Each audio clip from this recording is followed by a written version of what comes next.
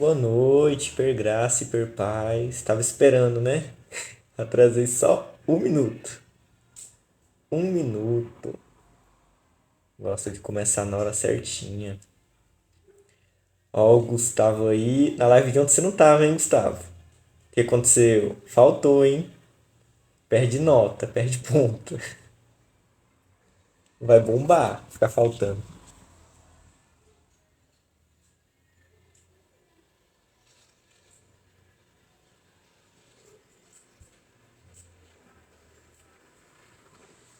Não é oi, não, rapaz. É hiper graça e hiper paz.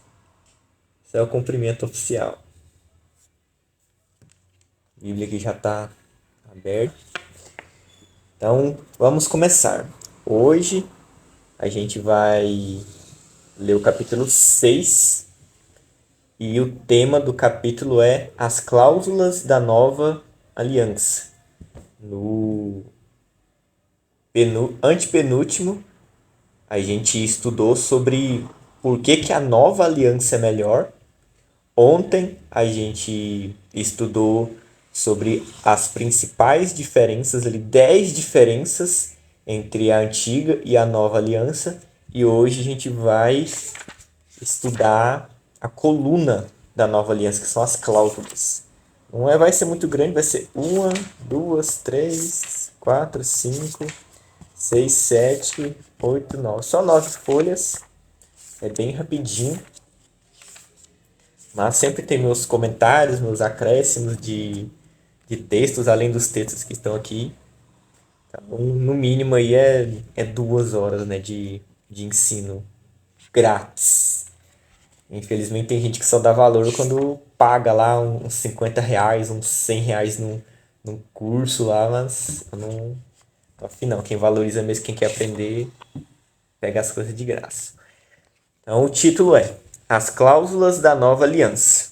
Trazem para o púlpito as mensagens de motivação dos coaches. Também não somos contra esse tipo de mensagem, mas não deveríamos fazer isso na nossa pregação. O púlpito é lugar de pregar o Evangelho. Vamos trazer para a casa de Deus o Evangelho, otimismo e etc. Contudo, eles acabam dizendo algo sobre a nova aliança. O que é a nova aliança? As 4 cláusulas da nova aliança. O que é justificação pela fé? O que é o evangelho de verdade, de acordo com o que Paulo disse?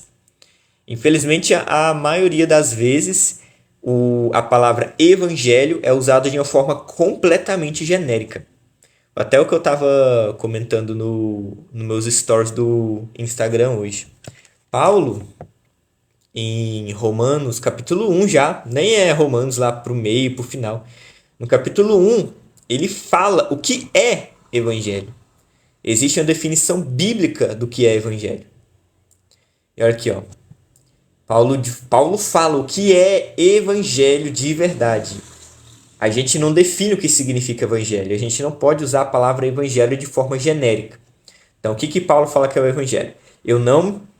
Romanos 1, versículo 16 e 17. Eu não me envergonho do evangelho, pois ele é o poder de Deus para salvar todos que creem, primeiro do judeu e também dos não-judeus. Pois o evangelho mostra como é que Deus nos aceita. É por meio da fé, do começo ao fim. Como dizem as escrituras sagradas, viverá aquele que, por meio da fé, é aceito por Deus. Ou o justo viverá pela fé. Então, o que mais tem hoje é as pessoas pregando sabedoria nos púlpitos, pegam ali alguns versículos de sabedoria e fala: o verdadeiro evangelho é você aplicar isso aqui na sua vida. Aí tem lá uns princípios, né? Alguma exortação. Mas isso não é evangelho. Evangelho é falar que Jesus te salva quando você crê. Só isso é o evangelho. As outras pessoas falam, não, evangelho é amar a Deus e ao próximo como a si mesmo. O verdadeiro evangelho se trata disso, de você obedecer a Deus, amando a Deus e ao seu irmão. Não, o verdadeiro evangelho não se trata disso. A definição bíblica é, evangelho é Deus salvar todos que creem. Isso é evangelho, mas nada é o evangelho.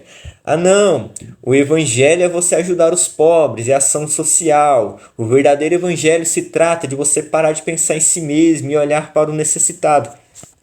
Não, Paulo disse o que é evangelho. Evangelho é você dizer, você anunciar, né, que Deus salva. Isso é evangelho, mais nada. Mais nada, nada, nada. Ah, não, mas evangelho é você pregar o evangelho, é você ir fazer discípulos. Não, isso é a grande comissão, isso é id. Não é o evangelho. Evangelho é uma mensagem. A definição bíblica de evangelho é que ela é uma mensagem. A gente não pode usar a palavra evangelho ou muito menos verdadeiro evangelho ou evangelho verdadeiro para falar sobre qualquer coisa. Quando o verdadeiro evangelho é tudo, quando algo é tudo, não é nada. Se o evangelho é tudo isso, se o evangelho é pregar uma palavra bonita de psicologia, se o evangelho é falar sobre liderança, administração de empresas, se o evangelho é coach motivacional, coisas que você aplica na sua vida para mudar, 5 chaves de Davi para você mudar a sua vida, 3 lições da vida de José para você ter a sua vida transformada. Isso não é evangelho. Evangelho é Jesus morreu para salvar todos que creem. João 3,16. Deus amou o mundo de tal maneira que enviou seu Filho para todo aquele que nele crê não pereça. Só isso é evangelho. As outras coisas têm outros nomes. As outras coisas são frutos do evangelho. Não é evangelho. O evangelho não se trata de nada dessas coisas. Nós amamos a Deus? Claro. Mas isso é fruto do evangelho. Nós amamos o próximo? Claro, mas isso é fruto do amor que Deus tem por nós. Nós amamos a Deus e amamos o próximo porque Deus nos amou primeiro, igual João disse. Nós cumprimos o ID? Sim, mas isso se trata da grande comissão. Se trata de uma ordem de Jesus. Não se trata do evangelho. Ah, mas o verdadeiro evangelho se trata de negar a si mesmo. Não. Isso é o discipulado de Cristo, onde você começa, né, a negar as suas vontades, tal. Aquela mensagem mais geral do negar a si mesmo, né? Nega suas próprias vontades, nega seu pecado para seguir Jesus, é mais ou menos isso. A gente pode aplicar isso de uma certa forma, só que isso não é o evangelho também, isso é o discipulado. Isso é o seguir Jesus, não é evangelho. Então, evangelho é pontualmente falar. Dá raiva quando eu escuto umas pregação falando o evangelho é isso, isso, isso, isso. O evangelho é isso, isso, isso. O evangelho se trata disso, disso, disso. Mas não fala hora nenhuma da graça, não fala de nova aliança, não fala do sacrifício de Jesus, fala nada. Jesus é como se fosse só um mestre que te dá uma lista ali de regras, uma lista de sabedoria e quer que você ande na linha com umas sabedorias práticas. Não é isso. Paulo em momento nenhum chama amar a Deus de evangelho. Paulo em momento nenhum chama amar o próximo de evangelho. Paulo em momento nenhum chama pregações motivacionais ou pregações de sabedoria, de exortação, que Paulo exorta também. Ele nunca chama nada disso de evangelho. Ele diz que é renovação de mente, que é transformação, que é um fruto da fé. Igual a fé sem obras é morta. Tiago falou, a fé sem obras é morta, mas ele não fala que obras é evangelho. Então, isso é uma coisa que a gente inventou da nossa cabeça. A palavra evangelho hoje se tornou genérica. A gente usa para qualquer coisa, todo o tempo, como uma palavra bonitinha. Só que isso é um erro tremendo, para não falar heresia, né? É uma falta de conhecimento, é uma ignorância acerca do que é, de fato, o evangelho. E o evangelho ele é definido pela Bíblia, não pelo que a gente acha que ele é. Então a Bíblia diz que evangelho é uma coisa. Então você quer pregar o evangelho, só existe um. É anunciar a graça de Deus. Anunciar que somos salvos pela fé.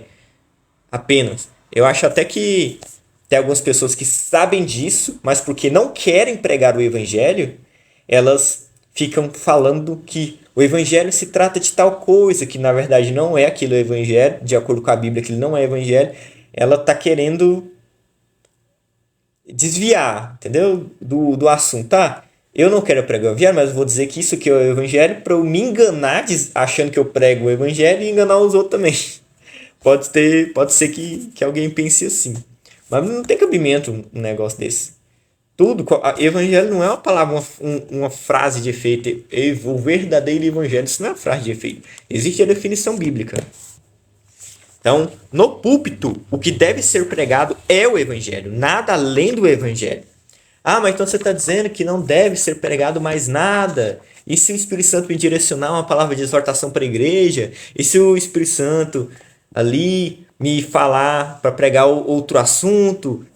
Pregar sobre Davi, se alguém lhe estiver precisando? Então, agora isso aí é coisa que você tem que estar atento à voz do Espírito Santo. E pode, tranquilo. Não existe só a pregação do evangelho nas cartas de Paulo no Novo Testamento. Muitas vezes Paulo exorta, muitas vezes Paulo denuncia os hereges também, muitas vezes Paulo ele traz uma exortação para que as pessoas abandonem certos pecados. Tudo isso tem. O problema é a pessoa ficar falando que tudo é evangelho, sendo que não é, e nunca pregar o evangelho. Nunca prega o evangelho. Nunca, nunca. Mas na boca dos pregadores tudo é evangelho. Lei de Moisés é evangelho, usos e costumes é evangelho, doutrina é evangelho.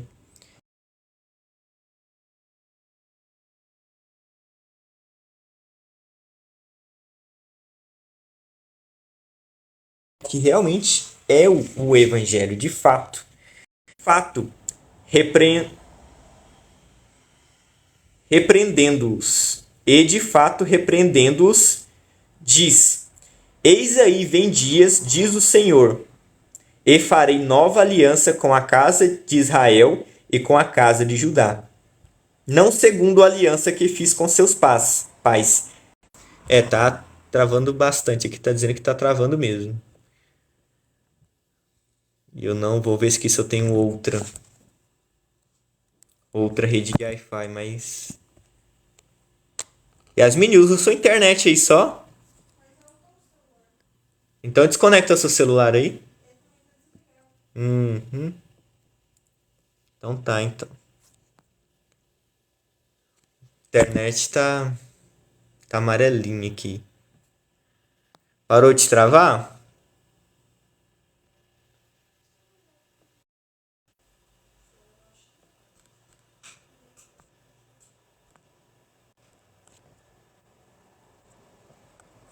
Vou usar meus dados móveis aqui mesmo. Tá ótimo.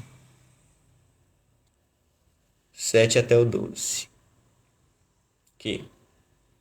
Até o 12, né? Então vou ler aqui novamente, que disseram que estava travando, né? Então eu vou ler aqui as cláusulas, o versículo, a passagem que fala do que realmente é a nova aliança, as cláusulas que valem para hoje.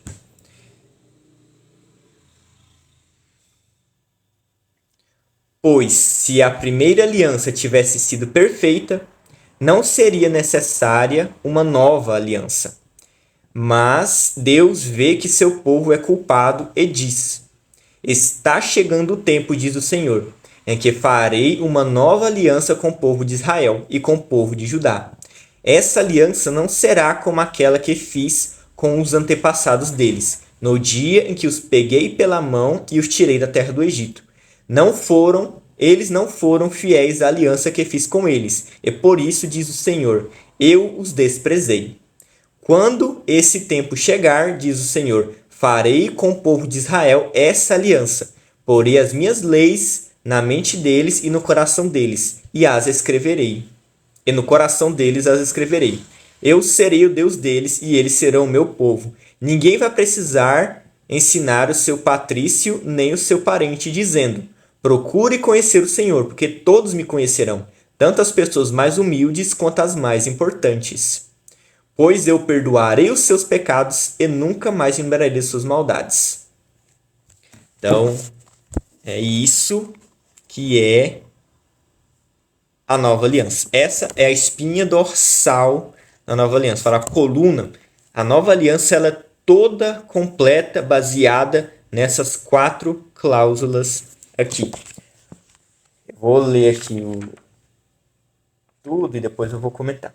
O texto de Hebreus 8 é uma citação de Jeremias 31, do 33 ao 34, na qual são colocadas as cláusulas da nova aliança. O Senhor diz que fará 4 coisas. Na sua mente imprimirei as minhas leis. Eu serei o seu Deus e eles serão o meu povo. Não ensinará jamais cada um seu próximo, dizendo: conheça ao Senhor. E dos seus pecados jamais me lembrarei. O próprio Deus diz que a velha aliança tinha defeito porque o seu povo é imperfeito. Deus achou defeito em um sistema perfeito. Não adianta dar uma lei perfeita a um povo imperfeito. A lei fazia parte do projeto de Deus de manter seu povo cativo até que Cristo viesse. Deus deu a lei para que o homem soubesse que não poderia ser salvo pelo seu próprio esforço. A lei é um remédio que não cura, mas revela a doença. Vamos imaginar uma situação. Imagine que o homem fosse um cachorro e Deus chegasse a ele e dissesse que, a partir de agora, ele deveria se comportar como um gato. Assim, ele deveria andar, pular, comer e miar como um gato. Com muito esforço, esse cão poderia até imitar um gato por um tempo, mas chegaria o dia em que ele se revelaria um cão. Ele se cansaria e voltaria a latir como um cão. Depois de tentar cumprir a lei de ser um gato, por fim ele chegaria à conclusão de que era irremediavelmente um cão. Esse é o objetivo da lei. Todavia, a lei não era o projeto final de Deus. Se a lei fosse o alvo final, poderíamos supor que Deus era cruel, pois estava exigindo algo impossível de um cachorro. Cães não viram gatos, da mesma forma que pecadores não se tornam santos pelo esforço próprio. Ninguém consegue mudar sua própria natureza. Não se transforma ninguém por meio de leis e proibições. Existem muitos cristãos tentando criar leis no Congresso Nacional que impedem o ímpio de pecar. Nenhum ladrão é transformado em homem honesto porque há uma lei que proíbe-o de roubar. A lei pode impedir que os homens tenham certos comportamentos simplesmente por medo da punição, mas não pode mudá-los por dentro. Essa foi a imperfeição que Deus viu na lei.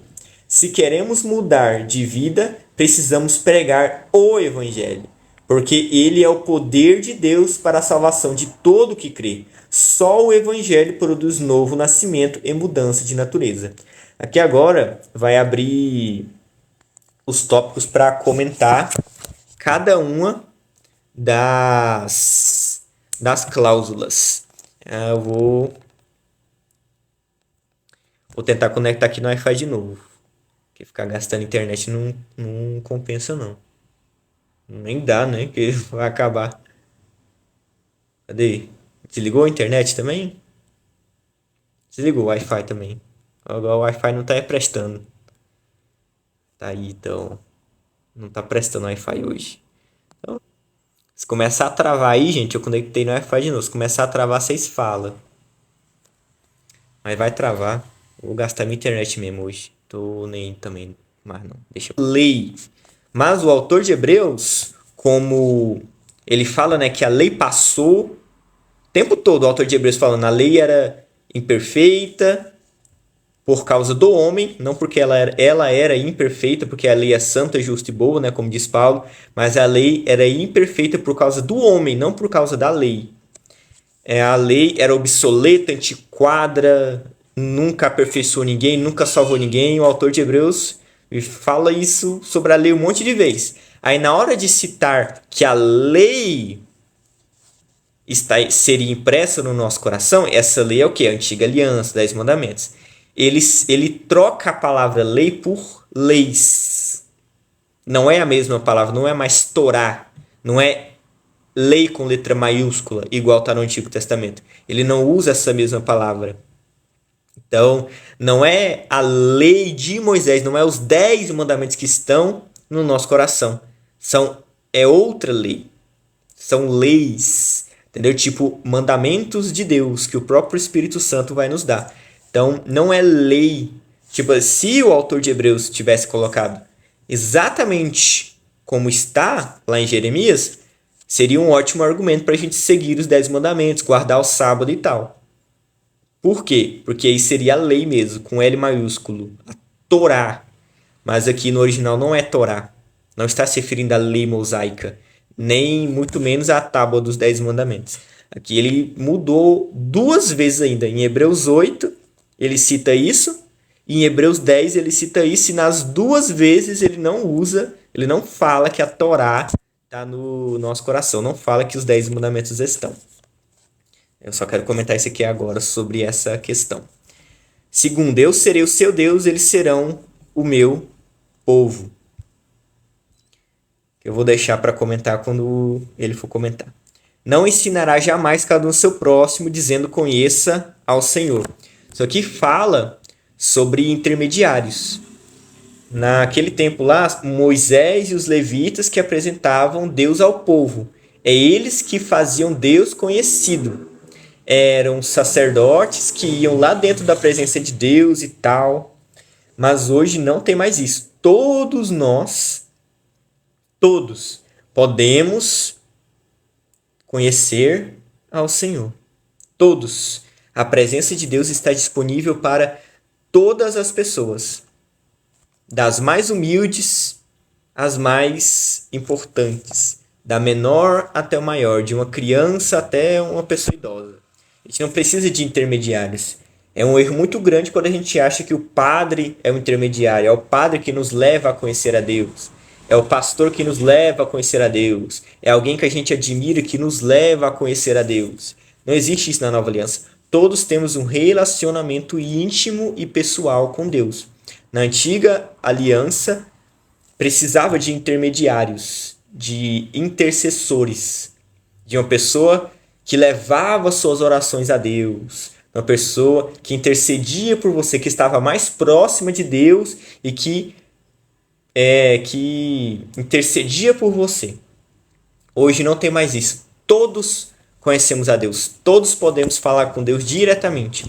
E é uma afronta à obra consumada da cruz a gente ter intermediadores. Seja o padre, ou o pastor, ou um líder, ou um diácono, ou qualquer pessoa aí. A gente gosta muito de falar dos católicos. Não, eles têm os santos que fazem intermediação. Eles têm Maria que faz intermediação. Eles não querem ir até Deus.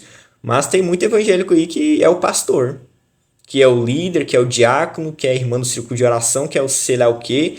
Vive pedindo oração. Ah, não, irmão, ora por mim, jejua por mim, faz isso por mim e tal. Como se você não pudesse orar. Você não pode jejuar, não? Você não está com o caminho aberto para ir a Deus, não? Então, tem muita gente aí que, né, a mesma coisa, gosta de criticar, mas faz igualzinho. E aqui é a última cláusula, que é o que dá sustentação a todas as outras cláusulas. Dos seus pecados jamais me lembrarei. Na antiga aliança, Deus se lembrava dos pecados e o povo se lembrava dos pecados. E por causa do pecado, o Espírito Santo não podia entrar na gente, não podia fazer morada, não podia realmente ficar em nós. Quando nós pecávamos, ele ia embora, né? Assim que era a antiga aliança. Pecou, vai embora. O Espírito Santo ele vinha ali, ficava sobre alguém por um tempo para fazer uma missão, mas se essa pessoa também pisasse muito na bola, igual Saul fez, ele vazava, abandonava. Só que na nova aliança não é mais assim. Deus perdoou todos os nossos pecados de tal maneira, nos purificou de tal maneira, que o Espírito Santo pode ficar conosco para sempre. Independente do que aconteça, independente do pecado. O Espírito Santo mora em nós, porque Deus já se esqueceu dos nossos pecados. Por isso que hoje nós somos a habitação do Espírito Santo. Eu vou comentar aqui sobre a primeira cláusula. Título. Primeira cláusula. Na sua mente imprimirei as minhas leis e no seu coração as inscreverei. Deus vai escrever as leis, mas não é a lei de Moisés. Vai muito além, porque a nova aliança é superior. A lei de Moisés é não roubar, mas na nova aliança é ser generoso e doador. A velha aliança diz para não adulterar, mas na nova aliança eu vou amar minha esposa como Cristo amou a igreja. Na nova aliança, Deus diz que Deus diz que vai escrever suas leis em nosso coração. Eu gostaria de poder colocar dentro do meu filho o desejo de comer brócolis, mas não tenho esse poder. Deus, porém, pode, e é exatamente isso que ele fez. Ele colocou a sua lei dentro de nós, e hoje temos em nosso coração o desejo de fazer a sua vontade. O problema da lei é que ela não muda o interior do homem. Ela toca apenas o exterior, e isso não satisfaz a Deus.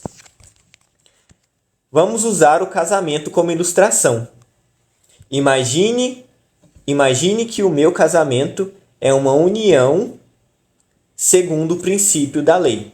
Então eu chego até minha esposa e digo os mandamentos na minha casa. Primeiro mandamento: amarás o teu marido de todo o coração, de toda a tua... Ficou faltando uma palavra aqui. De toda a sua alma e de todo o teu entendimento. Segundo mandamento: farás comida todos os dias para o teu marido. Terceiro mandamento: beijarás o teu marido. Quarto mandamento: farás sexo com seu marido. Certo dia, chego à minha casa, vejo o jantar pronto e fico contente. Então pergunto à minha esposa: por que você fez o jantar? E ela diz: é o segundo mandamento. Eu até nem queria fazer a comida, mas preciso cumprir o mandamento. Chego a ela e lhe peço um beijo. Ela prontamente me beija, dizendo: esse é o terceiro mandamento. Eu fico confuso e lhe pergunto: você me ama? Ela: claro. Esse é o primeiro mandamento, lembra? Nossa, é complicado. Creio que nenhum de nós gostaria de estar casado com uma mulher que nos beija ou faz sexo conosco porque a lei manda. Queremos ser amados espontaneamente. Deus também deseja que seus filhos o amem espontaneamente e não pelo medo. Agora imagine um casamento segundo a graça. Em vez de dar à minha esposa mandamentos, eu decido conquistar o coração dela, mostrando-lhe o quanto eu a amo. Eu trabalho e faço todo o sacrifício para que ela seja suprida e feliz. Num dia chego em casa e a comida foi feita. Imediatamente eu saio para comprar comida, mas como não tem restaurante aberto, eu compro os ingredientes e eu mesmo cozinho para ela. No fim, eu lhe pergunto: você me ama? Ela responde: como posso não amar? Você me ama tanto que me conquistou com tanto carinho e dedicação.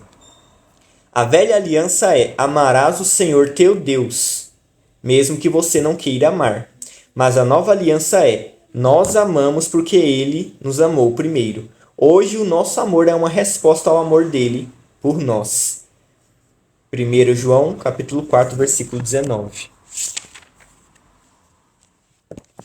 Acabou aqui esse tópico. Então é bem isso. As leis que Deus coloca em nosso coração não são as leis de Moisés. Um dos motivos é esse, porque as leis de Moisés são muito fracas. Muito fraca. Ela só diz para não fazer, não fala para você fazer o bem. Ela diz: não faça o mal, mas não fala faça o bem. Ela é uma ordem para você fazer aquilo que você não consegue e não quer. Isso é a lei de Moisés. A lei de Moisés é lá: não terás outros deuses, mas o coração do homem naturalmente é cheio de ídolos. Cheio. Quando Moisés desceu com as tábuas dos 10 mandamentos, o povo já estava quebrando o primeiro, que é não terás outros deuses.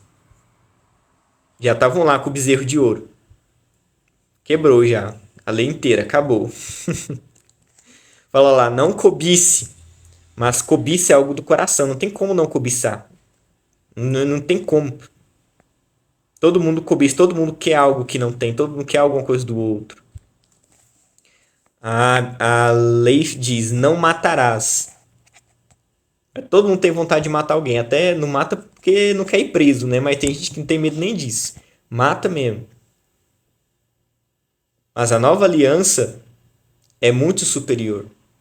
A nova aliança, a lei do espírito da vida, ela não diz não mate. Ela diz transborde vida. A nova aliança não diz não traia. Ela diz seja fiel, ame. Então é muito mais do que uma proibição. Os 10 mandamentos são só proibições. No Novo Testamento nós vemos sim algumas proibições, mas nós sempre vemos o quê?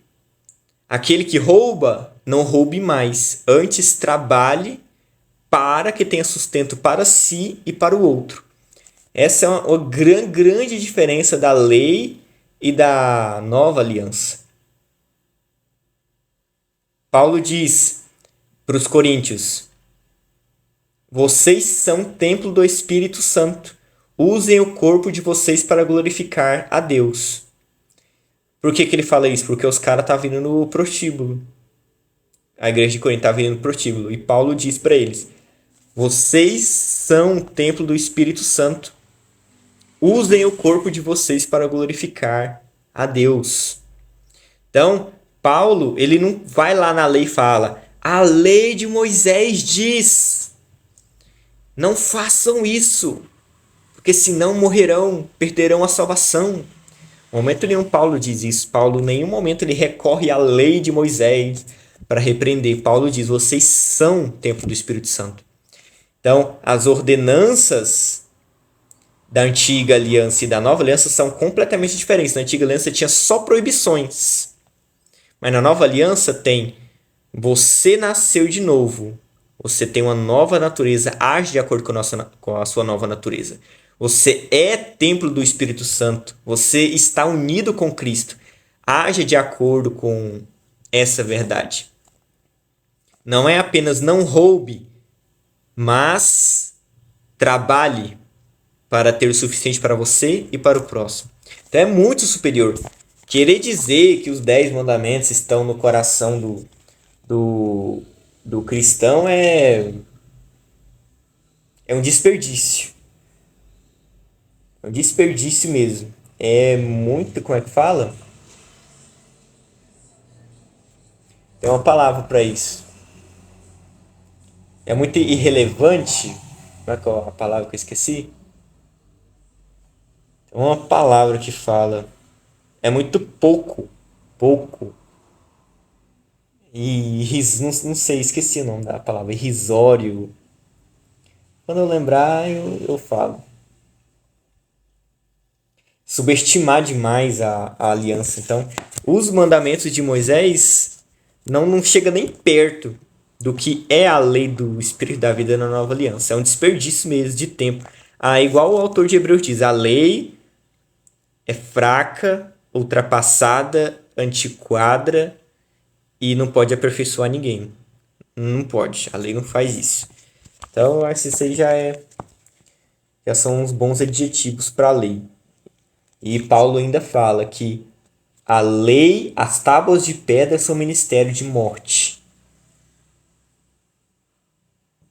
Que a letra mata, e essa letra é as tábuas de pedra, é a lei de Moisés, ali os 10 mandamentos. Imagina colocar uma lei dessa, com isso tudo que Paulo fala da lei, tudo que o autor de Hebreus fala da lei, aí Deus vai e coloca dentro do seu coração essa lei. Não faz nem sentido. Tá colocando um câncer no seu coração, porque se a letra mata, vai matar você, vai matar seu coração. Se é ministério de morte, condenação, colocando a lei de Moisés dentro de você, vai morrer. Então não é essa lei. Por isso que o autor de Hebreus muda a palavra, né? Lá em Jeremias está escrito lei mesmo, Torá. Mas no Novo Testamento ele fala leis, ele muda a palavra, ele não usa a mesma nas duas vezes que ele cita. Porque não é essa lei que está no nosso coração. Graças a Deus. Segunda cláusula. Segunda cláusula. Eu serei o seu Deus e eles serão o meu povo.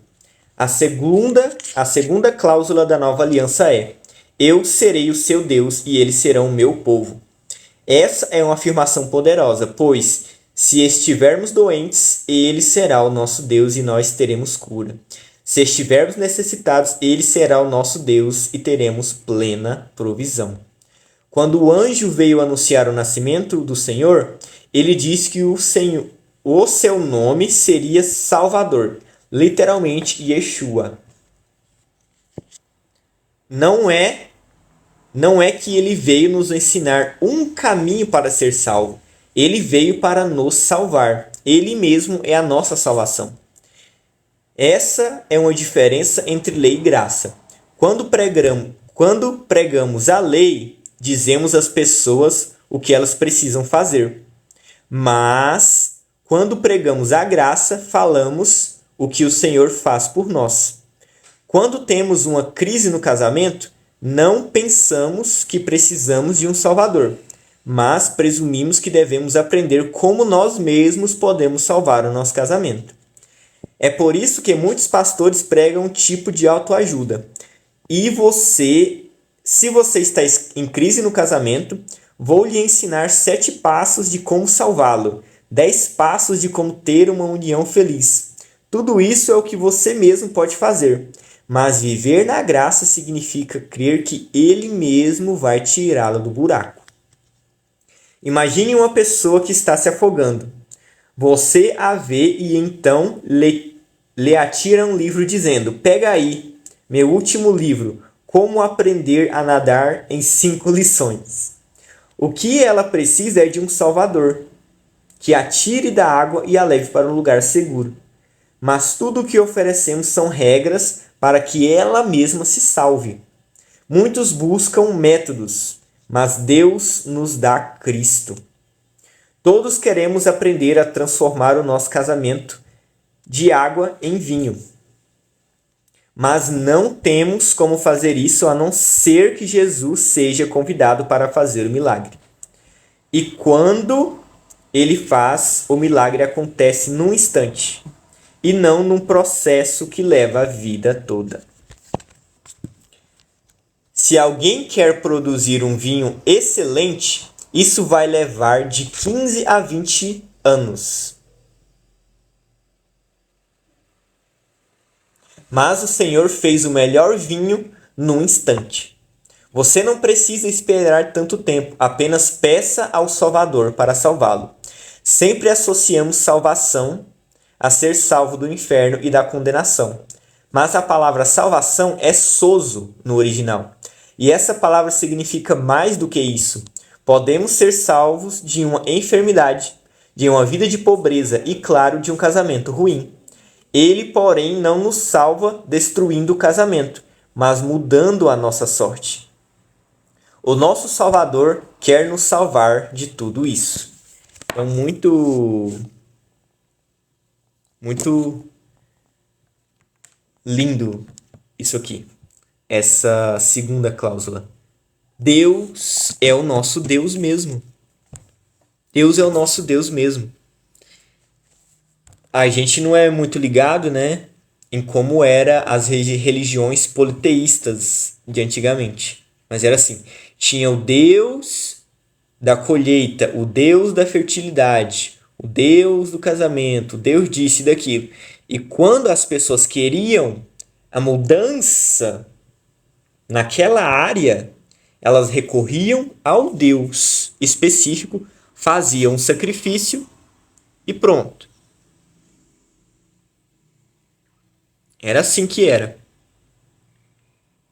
Então, o que acontece? Deus, ele diz que ele é o nosso Deus. Então, tudo que a gente precisa na nossa vida, a gente se recorre ao nosso Criador. A gente precisa de provisão, a gente recorre a Ele. A gente precisa de um casamento melhor, a gente recorre a Ele. A gente está enfermo, a gente recorre a Ele. Ele é a nossa cura. A palavra salvação ela é muito mais ampla do que salvação do inferno. Tudo aquilo que os deuses de antigamente prometiam aos seus fiéis, através de sacrifícios, através de rituais, Deus nos dá de graça ao enviar Jesus. A gente precisa simplesmente crer. Simplesmente crer.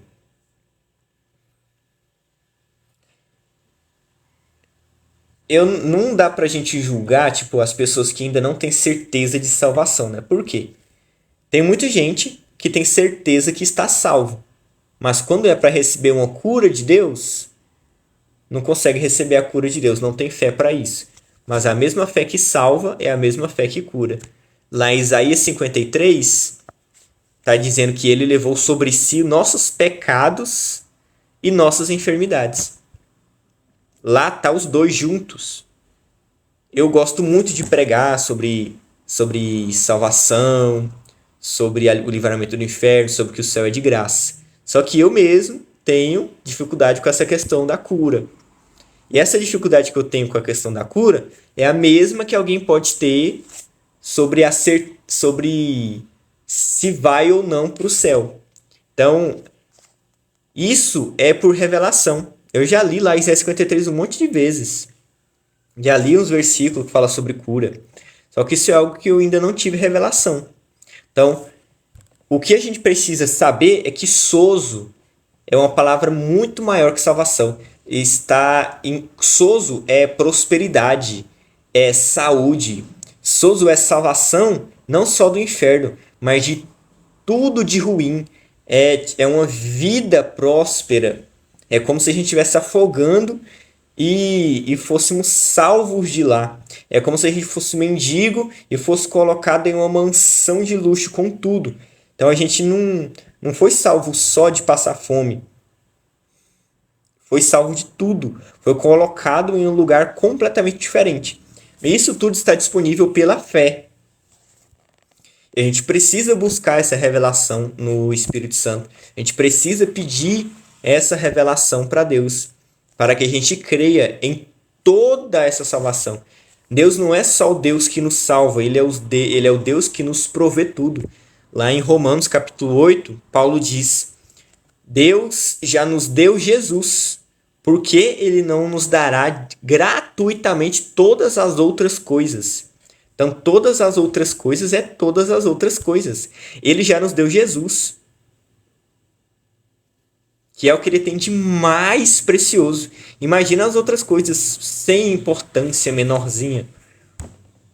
Se ele já nos deu aquilo que ele tinha de mais precioso, imagina as outras coisas. Só que é a mesma fé.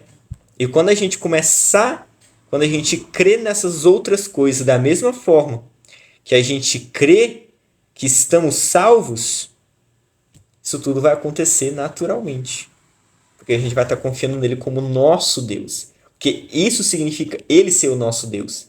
Ele é tudo, ele é a nossa provisão, ele é a nossa paz, ele é a nossa cura, ele é a nossa alegria, ele é tudo que a gente precisa, ele é o nosso descanso.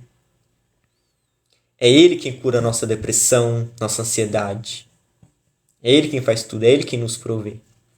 Então, isso significa ele ser o nosso Deus.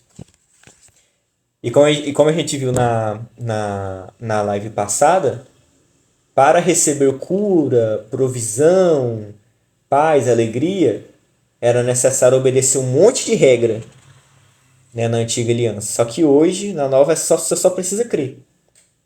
Só precisa crer. Só.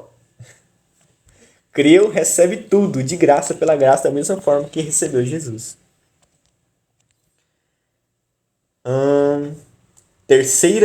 Terceira cláusula.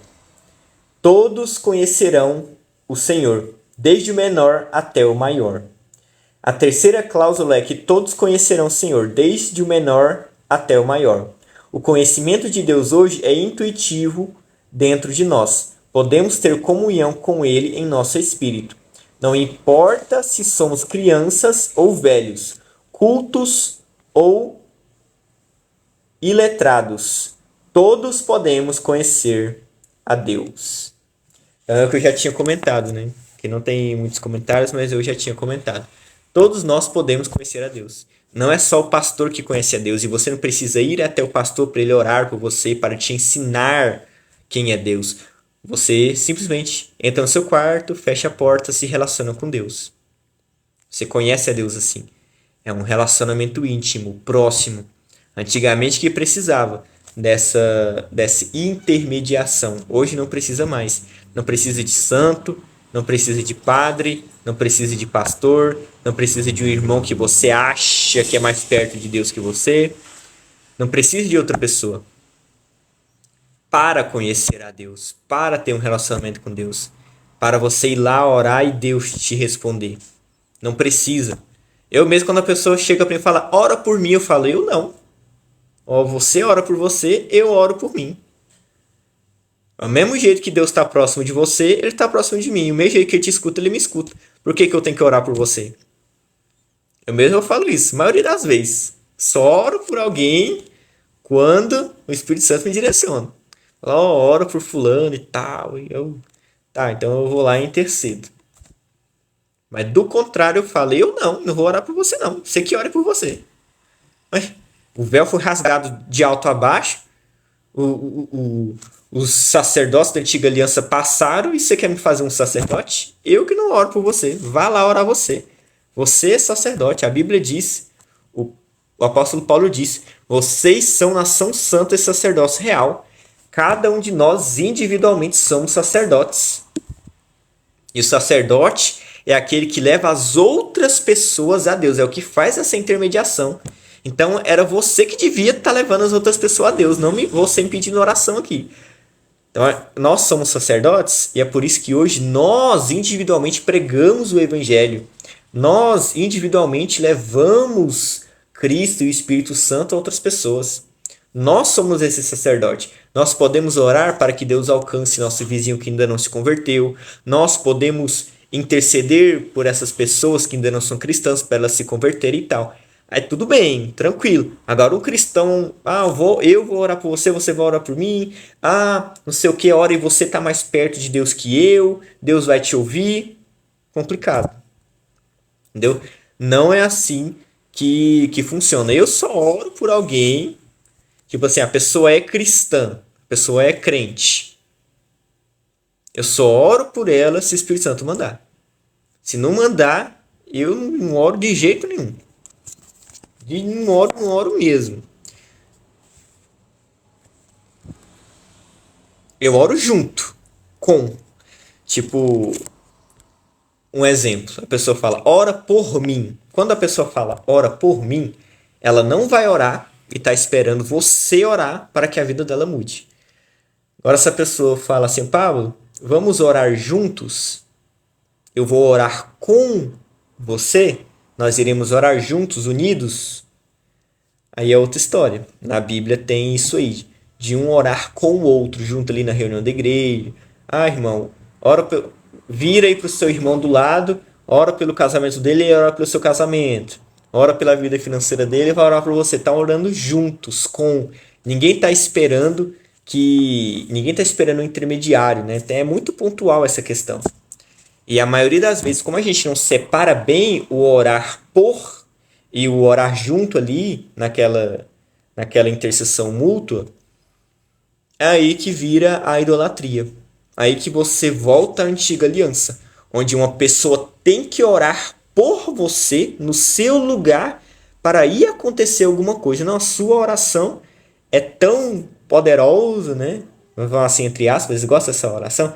Sua oração é tão poderosa, é tão forte, quanto a irmã do círculo de oração.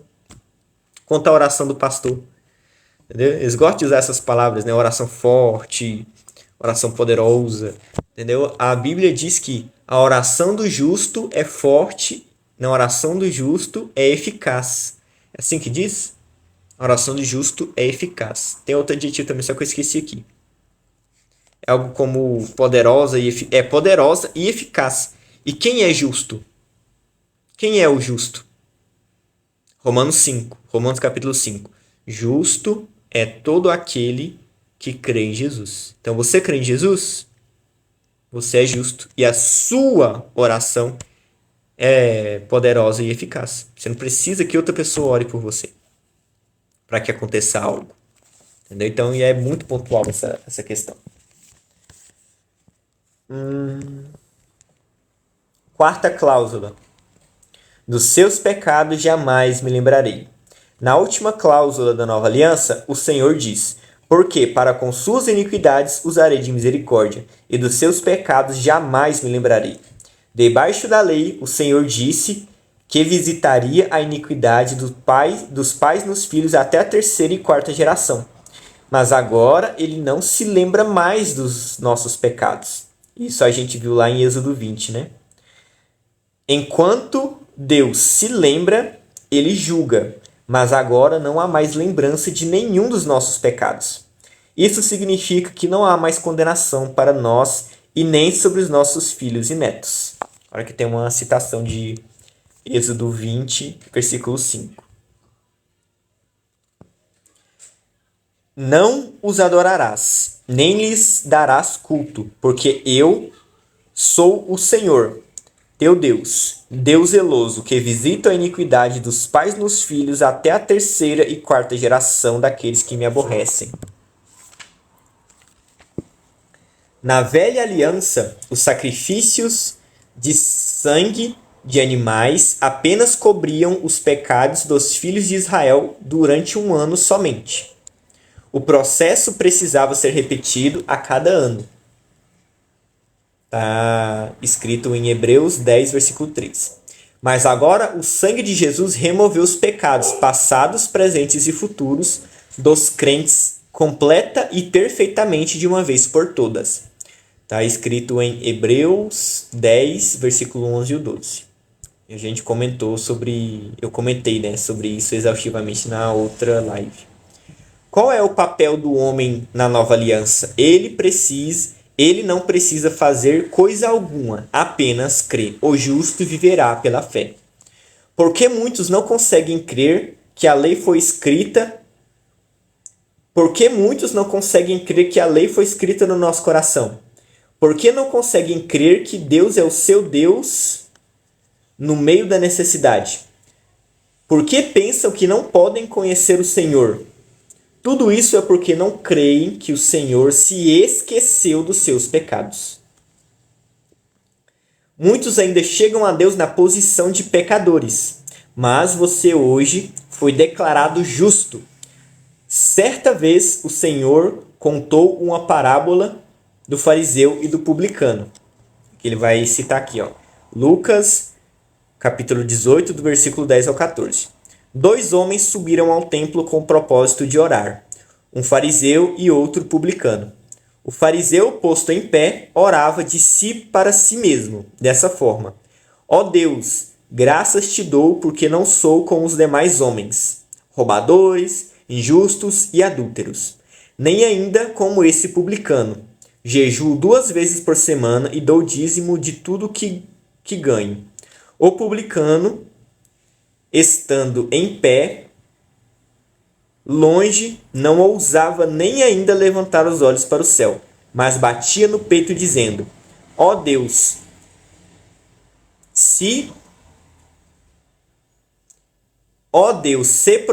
seja propício a mim, pecador. Digo-vos que este desceu justificado para sua casa, e não aquele. Porque todo o que se exalta será humilhado, mas todo o que se humilha será exaltado. Esse texto não está ensinando como você deve se relacionar com Deus depois de convertido, mas a maneira de como ser salvo. Quem será salvo? É aquele que atendeu ao apelo e vem à frente batendo a mão no peito e pedindo misericórdia ao Senhor, porque reconhece que é um pecador. Depois que você é salvo, você não vai continuar orando assim, porque agora você se tornou filho. Muitos, depois de salvos, continuam orando como se não fossem justos. Então alguém diz: mas está escrito, foi Jesus quem disse. Essa foi a sua oração no dia da conversão. Depois que você fez a oração de pecador, você se tornou filho. Se você orar hoje na posição de um pecador, Deus não te ouvirá. Ore como filho. Pai, eu sou seu filho. Eu sou co-herdeiro com Cristo. Fui justificado pela fé e hoje tenho a justiça de Cristo. Meus pecados foram todos cancelados e o Senhor não se lembra mais deles. Essa é a oração poderosa porque honra a nova aliança. Deus é o seu pai, você é filho e herdeiro. Você não é herdeiro porque se comporta bem, mas porque é filho. Muitos não conseguem ter esperança por causa do medo da condenação e da ira de Deus. A verdade é que sobre nós não há mais condenação. E o Senhor jurou que não mais se iraria contra nós. Citação Isaías 54:9. Pois isso é para mim como as águas de Noé. Pois jurei que as águas de Noé não mais inundariam a terra. E assim jurei que não mais me iraria contra ti, nem te repreenderia. Nossa esperança não é baseada em algo vago, mas está firmada na fidelidade de Deus em sua aliança. O Senhor se comprometeu a nos dar um grande futuro por causa da nova aliança. Citação Jeremias 32:40. Farei com eles aliança eterna, segundo a qual não deixarei de lhes fazer o bem, e porei o meu temor no seu coração, para que nunca se apartem de mim. Então já acabou o capítulo. Foi rapidinho, é só ele citando as 4 cláusulas da nova aliança e comentando um pouco.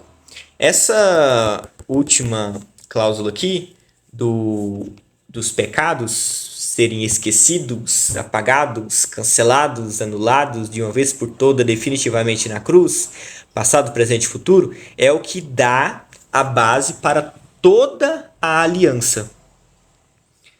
Toda a aliança, todas as outras 3 cláusulas, elas se sustentam nos pecados perdoados. Porque Deus, ele não pode se relacionar com impureza, com pecado. Porque o pecado faz separação entre nós e Deus. É isso que o Antigo Testamento diz, a Antiga Aliança diz. Isso é um fato. O nosso pecado, a nossa impureza, a nossa sujeira faz separação entre nós e Deus. Mas Jesus veio resolver exatamente essa questão do pecado. Lá em Hebreus 10 diz que ele nos purificou, nos aperfeiçoou por meio do seu sacrifício de uma vez por todas, de uma vez para sempre, de forma definitiva e completa. Então hoje o pecado não é mais um problema, nem para nós nem para Deus. O nosso pecado foi completamente perdoado, apagado, cancelado, pago na cruz. Hoje nós não temos mais pecados colocados em nossa conta, porque Deus enviou Jesus para pagar todos, até os que a gente ainda nem cometeu. Os do futuro já estão perdoados. Então o pecado hoje já não nos separa mais de Deus a partir do momento que a gente crê em Jesus. A pessoa que ainda não se converteu, ela ainda está separada de Cristo. Os pecados dela ainda fazem separação entre ela e Deus. Por isso que o Espírito Santo não mora dentro dela. Mas quando nós cremos, todos os nossos pecados são apagados de uma vez por todas, do passado e do futuro. E por isso que o Espírito Santo pode morar dentro de nós. O Espírito Santo não pode morar aonde tem pecado. Por que o Espírito Santo mora dentro da gente hoje? Porque Jesus pagou todos os pecados. E porque ele pagou todos os pecados de uma vez por todas, para sempre. Agora, o Espírito Santo pode morar em nós, morar dentro de nós. Nós podemos ter relacionamento íntimo com Deus. E é isso. Não tem mais. É isso. Sim, eu sou de Anápolis. Sim, sou de Anápolis. Então, por que muitas pessoas não conseguem entender a voz do Espírito Santo dizendo faça isso, não faça aquilo? Por que muitas pessoas, mesmo crentes, não conseguem acreditar que as leis de Deus estão em nosso coração? Que nós somos guiados pelo Espírito Santo. porque elas não conseguem acreditar que os pecados dela foram completamente apagados, esquecidos e pagos. Por que que... Aí essas pessoas, elas preferem uma listinha de regras, porque como elas não conseguem se relacionar com o Espírito Santo, ela se sente suja, pecadora, ela não consegue se aproximar do Espírito Santo para ouvir a voz dele no seu coração, ela prefere a listinha de regras. Eu faço isso aqui sem Deus mesmo. Não vou roubar, não vou matar, não vou fazer isso, não vou fazer aquilo. Aí o pastor fala, faça isso, faça isso, faça isso. Ela vai lá, vou fazer isso, isso, isso. Mas não é o que a nova aliança propõe. A nova aliança propõe um relacionamento íntimo com o Espírito Santo e ele, em nosso coração, nos dirá o que deve ou não ser feito. Próxima cláusula aqui. Eu serei o seu Deus e esse será o meu povo. Por que a gente não consegue orar e confiar em Deus para a nossa provisão em todas as áreas? Porque a gente acha que a gente é pecador. Eu sou pobre, miserável, pecador. Deus tem misericórdia de mim. Por favor, Deus, faça, faça, faça. Eu não sou ninguém, eu não posso receber nada de Deus e tal. Era assim antes da gente se converter. Antes da gente se converter, a gente precisa entender que somos pobres, miseráveis pecadores, não podemos fazer nada para agradar a Deus, não podemos fazer nada para que Deus nos dê algo, nada. É completamente igual à oração lá do publicano. Deus, tenha piedade de mim, sou pecador e tal. Ele saiu dali justificado. Mas uma vez que seus pecados são completamente apagados, você se torna justo. Agora você tem que orar como um justo, como um filho de Deus herdeiro. Um filho, pelo menos não deveria, né? Tem uns pais que é louco, né? Que até faz isso com o filho. Mas um filho não deveria ficar implorando, chorando por comida, chorando para trocar uma fralda, chorando para receber uma água. Imagina, você deixa lá seu filho o dia inteiro com a fralda suja de cocô e ele chorando, com a bunda toda assada. Tira a fralda de mim, tira a fralda de mim, por favor, por favor, por favor. Não tem cabimento um negócio desse. Só que a gente quer se relacionar com Deus assim. Se a gente não faz isso com o nosso filho, imagina Deus. Você está precisando de alguma coisa, está sofrendo? Deus vai ao seu socorro. Ele é o seu Deus. Você é filho dele. Você tem que agir como um filho. Entendeu? É só falar. Chega perto do seu pai, ele vai resolver. Que pai que deixa o filho o dia inteiro chorando, implorando por comida, como se ele não merecesse, implorando, por favor, me dá comida. Como se fosse um mendigo na rua. A gente não é mendigo, a gente tem que ficar implorando as coisas para Deus. Nós éramos mendigos, fomos tornados filhos. Hoje a gente pode abrir a geladeira e pegar a comida. Não tem que ficar implorando nada. Deus é o nosso Deus. Ele é o nosso Pai que nos ama. Não tem que ficar implorando. Não tem que ficar implorando. Ele tem prazer em nos dar. Ele tem prazer em nos amar. Ele é o nosso Deus. É só pedir. Nós somos filhos. Não somos mais aqueles pobres pecadores miseráveis. Éramos antes da conversão. Agora somos filhos, herdeiros e co-herdeiros de tudo que é de Cristo. Paulo fala que nós somos Cristo é herdeiro e nós somos co-herdeiros com Cristo. E Paulo diz, se Deus já nos deu Jesus, por que ele não nos dará gratuitamente todas as coisas? Que agora nós somos justos. O justo, ele pode receber as coisas de Deus. Ele deve receber as coisas de Deus. O pecador, aquele que tem pecados, ele não merece nada de Deus. Mas o justo é aquele que tem o direito. Porque ele é filho. Um filho tem direito à herança do pai. Então, quando a gente começa a entender que nós temos agora uma herança, que nós somos filhos, a gente começa a mudar o estilo da nossa oração. A gente não ora mais como um mendigo pedindo esmola. A gente ora como um filho amado de Deus. A gente precisa se comportar e orar como um filho amado de Deus. E não como um mendigo, um pobre, miserável pecador, porque agora somos justos.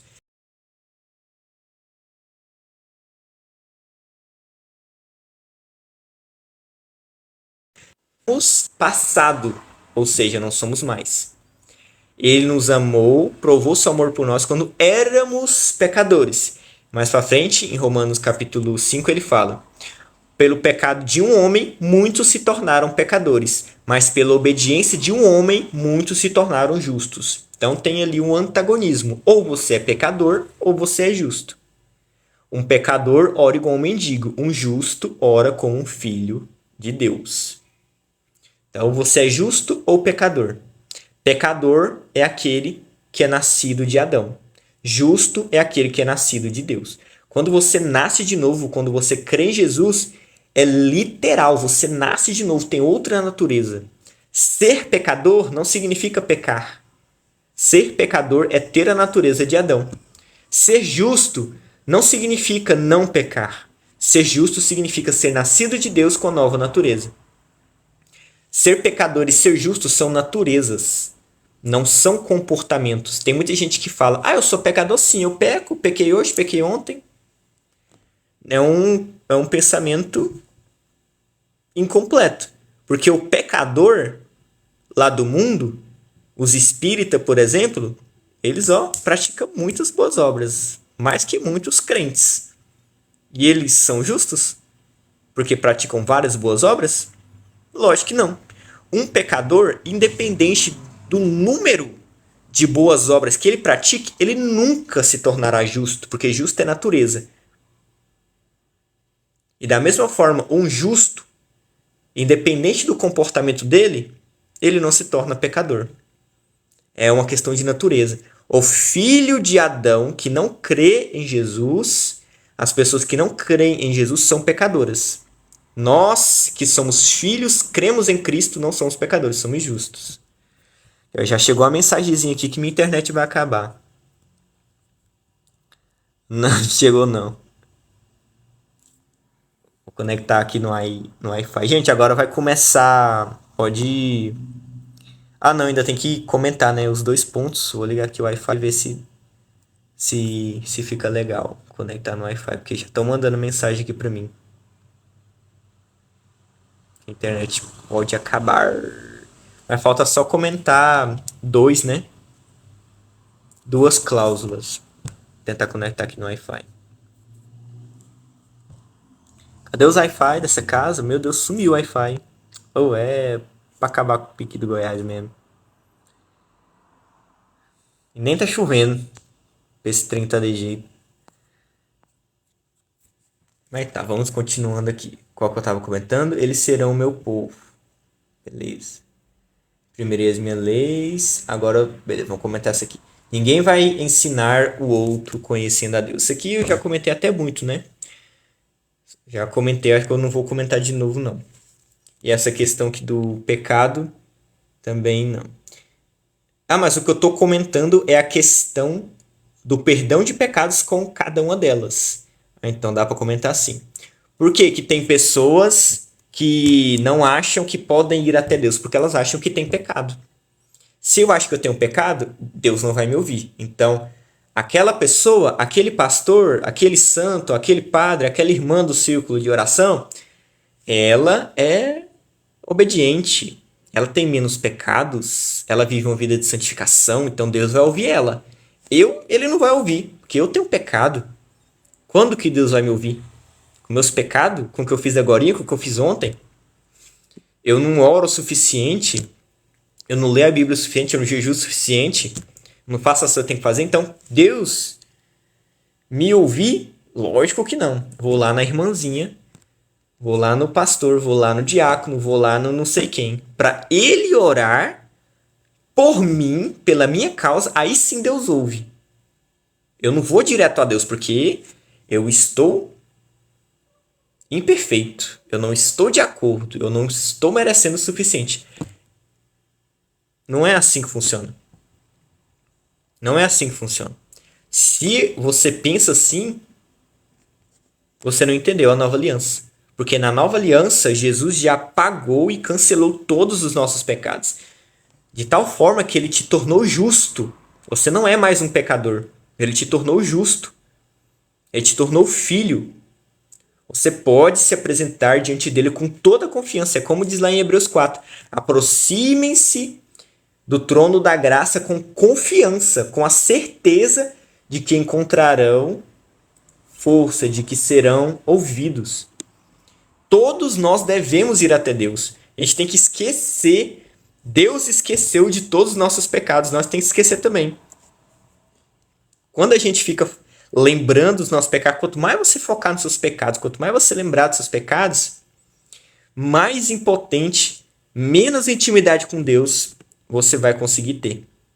Então a nova aliança é: todos me conhecerão, do maior até o menor. Ninguém dirá ao seu irmão: conhecerás o Senhor. Ninguém. Na nova aliança, o próprio Deus esqueceu o seu pecado. Quem é você para ficar lembrando? Esquece esse negócio. Se aproxima de Deus como se você nunca tivesse pecado. Se aproxima como um filho que é co-herdeiro com Cristo, como um justo. É assim que a gente deve se aproximar. Todos, a gente não deve falar para outra pessoa ir no nosso lugar. Nós vamos, porque Ele nos purificou, porque Ele removeu todos os nossos pecados. O que separava o homem de Deus era o pecado.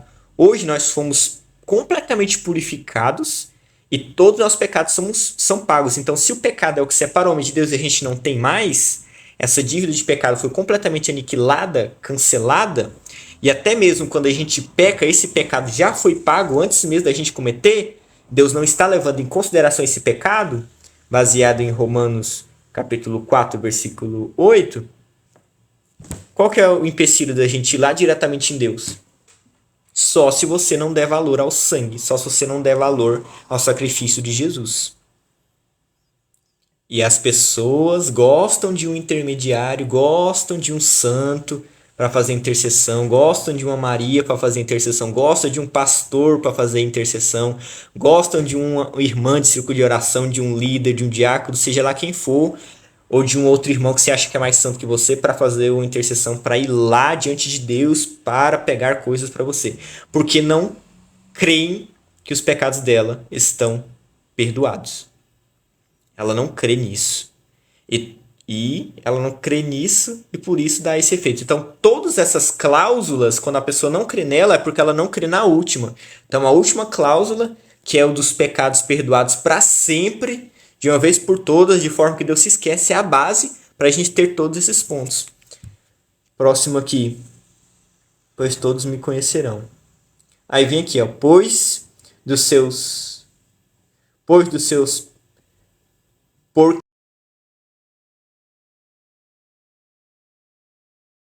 prevaricações não me lembrarei mais, né?